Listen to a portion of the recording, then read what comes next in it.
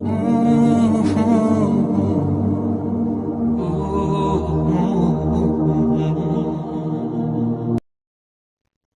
جو کہتے ہو آخر میں ہی کیوں، تمہیں اللہ کے پسندیدہ بندوں میں سے تو چنا گیا ہے۔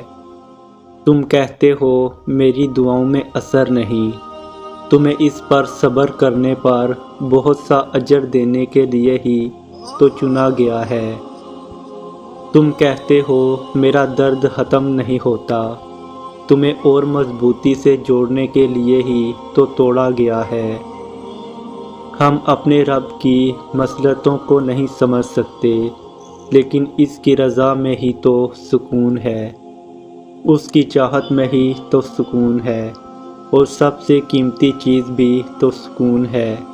یہ دنیا ہرگز ہر موڑ پر خوشیاں نہیں دے گی، دکھ سکھ لے کر آتا ہے اور سکھ دکھ لے کر آتا ہے۔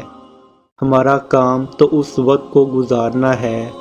صبر اور یقین یہ دونوں وہ چیزیں ہیں جو انسان کرنے لگے تو اللہ پاک اس کے لیے اور آسانیاں پیدا فرمانے لگتا ہے، اور اس کو اپنے بندوں کو خوب خوش کرنا آتا ہے۔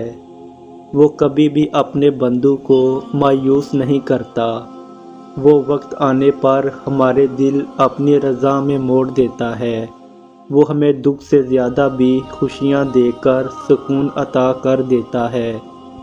تم بس صبر کرو اور یقین رکھو کہ وقت ایک سا نہیں رہتا۔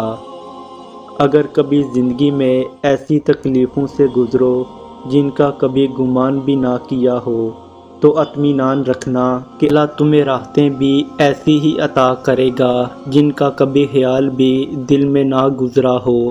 بس تم صبر اور شکر سے کام لو، ایک وقت آئے گا جب تم ان دکھوں اور مشکلوں کو سوچ کر مسکرا دو گے جن کی وجہ سے آج پوری پوری رات روتے ہو۔